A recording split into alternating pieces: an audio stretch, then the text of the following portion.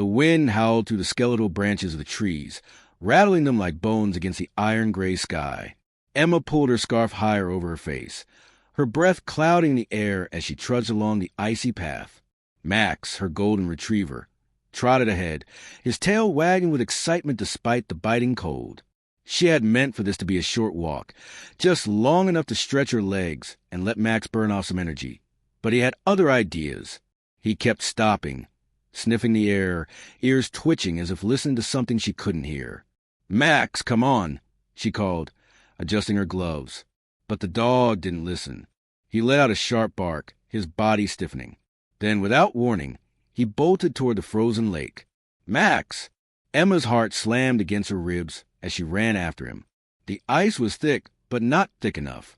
The lake had only frozen over in the past few weeks, and the town was always warning people about its dangers. She could already picture herself explaining to a frantic vet how her dog had fallen through because she hadn't kept him on a leash. But Max wasn't just running. He was on a mission.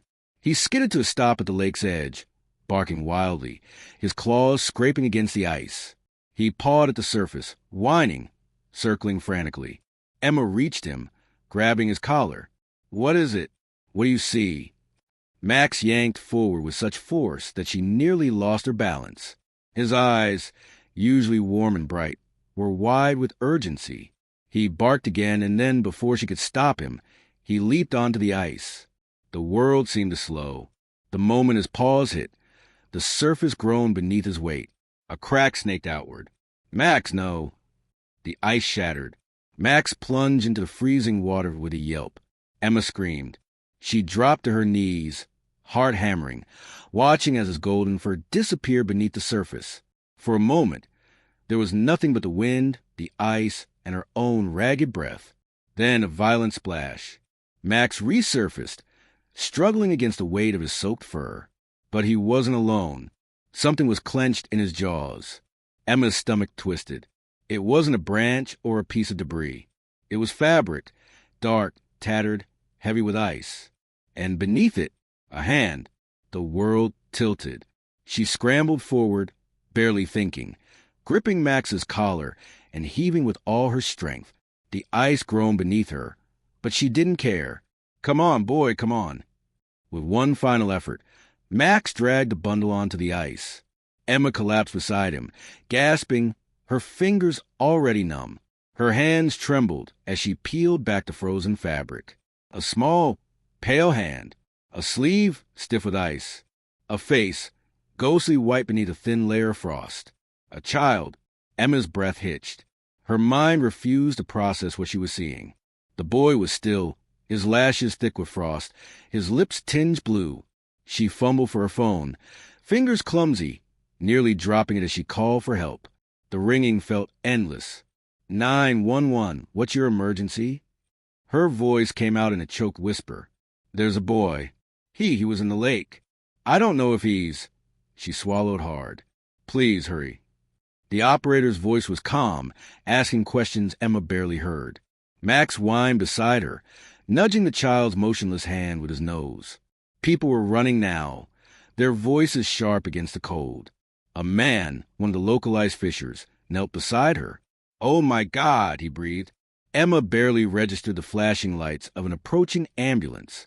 Strong hands pulled her back as paramedics rushed in. They worked quickly, pressing fingers to the boy's throat, feeling for something, anything. A beat of silence. Then, "He's alive." The words hit Emma like a punch to the chest.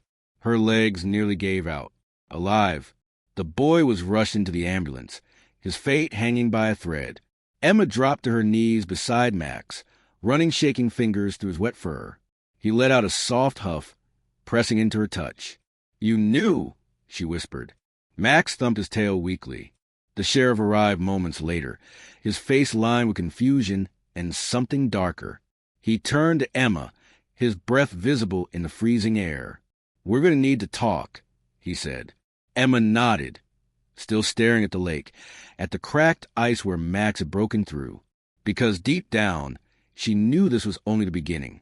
The hospital room smelled of antiseptic and something faintly metallic like old pennies. Emma sat stiffly in the plastic chair by the window, staring out at the snow-covered streets.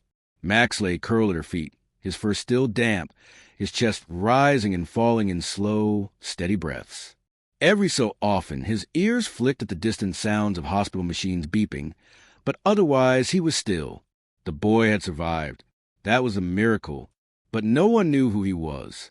Emma turned her gaze toward the hospital bed. The child was small, no older than 10, his face pale against the white sheets. An oxygen mask covered his nose and mouth. His fingers curled slightly at his sides, as if still grasping for warmth. He hadn't woken up since they pulled him from the lake. The sheriff had questions. Of course he did. Everyone did, but there were no answers. The doctor said the boy had been in the cold for hours, possibly longer, yet he was still alive. That alone defied logic. The door creaked open. Sheriff Whitaker stepped inside, his heavy boots thudding against the tile. He was a broad man, thick with muscle, his beard dusted with gray. His expression was unreadable as he glanced at the sleeping boy, then at Emma. "You sure you've never seen him before?" Emma shook her head. "Never." Whitaker sighed, rubbing a hand over his jaw. "We ran his prints. No matches. No missing child reports that fit his description. It's like he doesn't exist." A shiver crawled up Emma's spine. "Could he have been out there longer than we think?" she asked. "I mean, before today?" The sheriff frowned. "You mean frozen?" She nodded.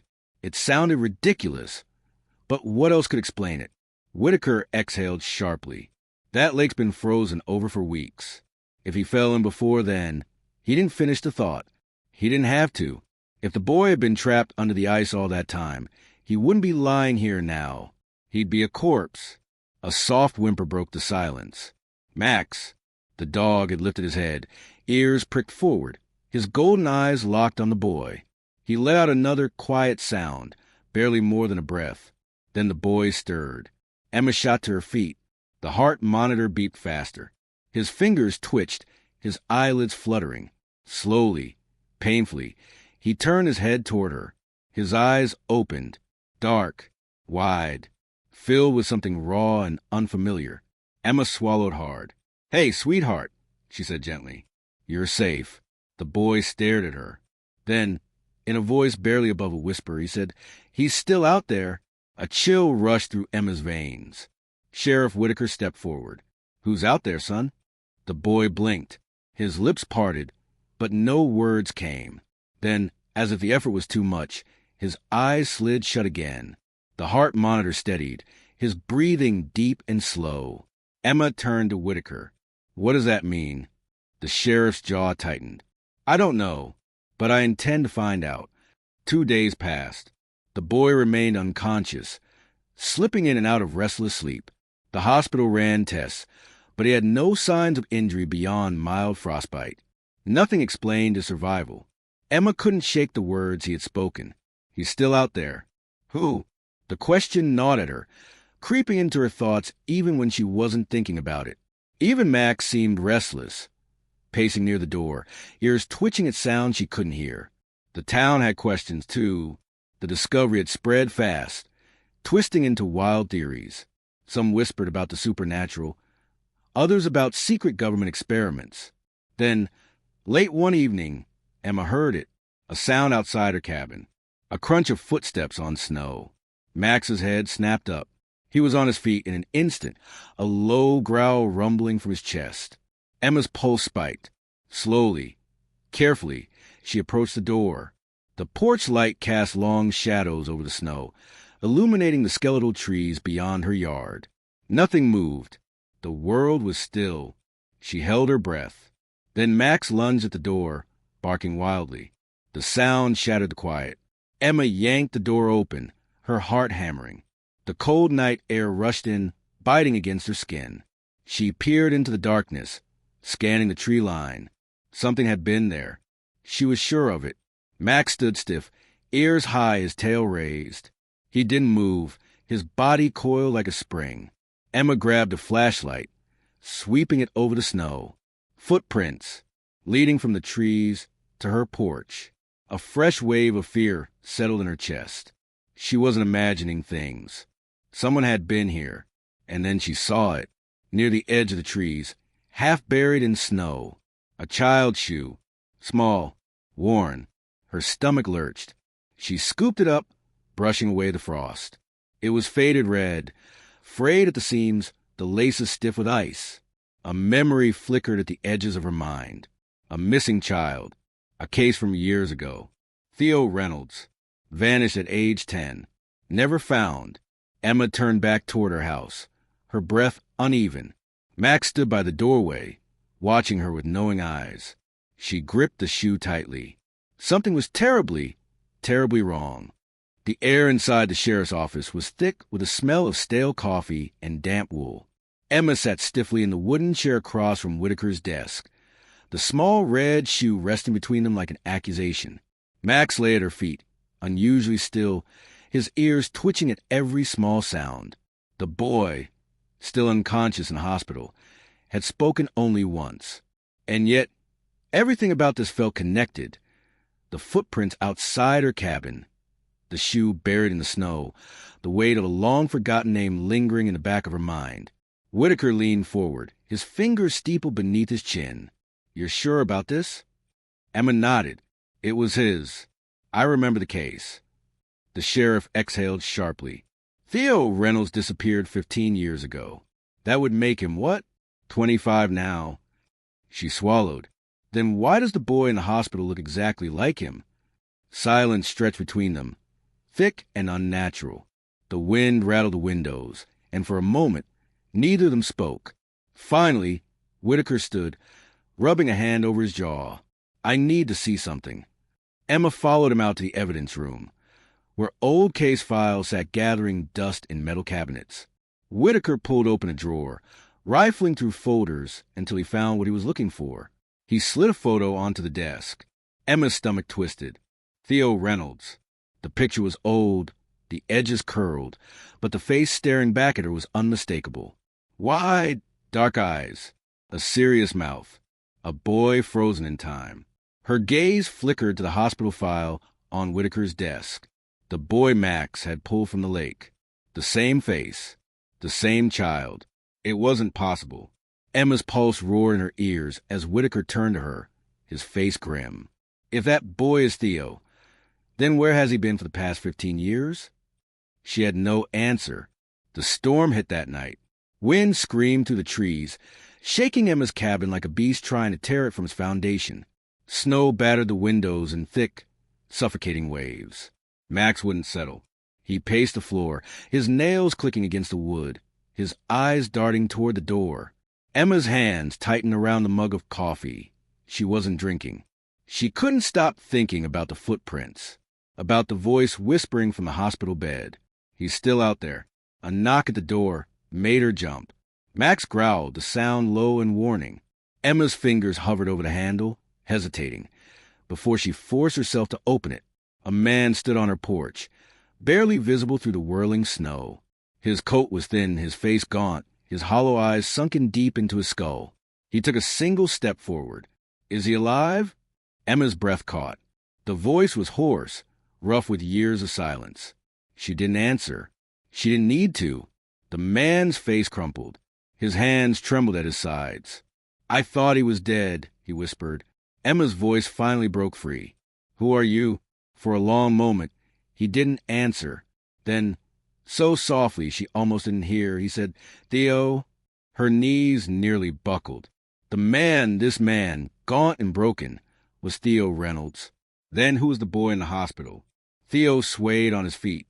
Emma caught his arm, guiding him inside, where he collapsed onto the couch, shivering violently. Max sniffed at him, hesitant at first, then pressed close, as if sensing fragility in his bones. Emma handed Theo a blanket, forcing herself to stay calm. "Tell me what happened." His breath was ragged, his fingers curling into the fabric like he was afraid it would disappear. "I was taken," he said. "When I was 10. Emma's throat tightened. "They kept me in the woods, locked away. I tried to run, but..." His voice cracked. "By the time I got free, it had been years." He lifted his gaze to hers, his eyes glistening with something raw and desperate. "No one remembered me." Emma's chest ached. Who took you? Theo's mouth opened, then shut, his hands clenched. He's still out there. The words echoed in her mind, exactly as the boy in the hospital had said them. A sudden gust of wind howled outside, rattling the windows. Max's ears twitched, his body tensed. A shadow moved beyond the trees. Emma's breath caught. Theo's face drained of color. It's him. A surge of cold fear ran through her. Without thinking, she lunged for the rifle she kept by the door. Her hands were steady despite the racing of her heart. Max stood rigid beside her, lips curled, a deep growl rumbling in his chest. A figure emerged from the woods, tall, wrapped in layers of dark fabric, a face hidden beneath the shadow of a hood. Emma raised the rifle. Stop right there. The figure did. A slow, terrible silence stretched between them. Then a voice, soft, calm, almost amused. You weren't supposed to find him. Emma's grip tightened. Who are you? The man took another step forward. Max barked, his hackles raised, his entire body coiled like a spring. A chuckle. It doesn't matter. Theo was shaking. You took me. Emma's stomach twisted. The man's smile was barely visible beneath the hood. I took what was mine, he said. Emma's finger hovered over the trigger. You took a child. The man tilted his head, as if considering. Did I? A horrible thought slithered into her mind. The boy in the hospital, frozen, preserved, looking exactly as he had 15 years ago. Emma's breath hitched. No, she whispered. That's not possible. The man only smiled. Theo stumbled backward. Don't let him take me again. Emma stepped in front of him. He's not going anywhere. For the first time, the man's expression darkened. You should not have interfered. The wind howled, as if echoing his words. Then, without warning, Max lunged. The impact was a blur. Golden fur, the flash of teeth, a cry of surprise. The man stumbled, his head slipping, revealing a face too smooth, too unlined, too young for the voice that had spoken. He looked no older than 30, yet his eyes, dark and endless, held centuries. Emma pulled Theo back as Max drove the man into the snow, snarling, biting, refusing to let go. The man gasped, his hands clawing at the dog. Call him off, he rasped. Emma didn't. Max held him there, unmoving. The weight of something greater, something older than any of them, settled over clearing. And then the man stopped struggling. A slow, eerie smile curled his lips. He whispered something. The wind roared, and he was gone. Max snapped at the empty air where the man had been. Emma's breath came fast and shallow. Theo was trembling beside her, his face ashen. She didn't understand what had just happened, but she knew one thing. The man was not gone for good. She turned to Theo. We need to get to the hospital. He nodded. Max pressed against her side, warm and solid. The boy in the hospital, the past and present colliding, and a presence in the woods that would not rest. Emma exhaled, steadying herself. This wasn't over.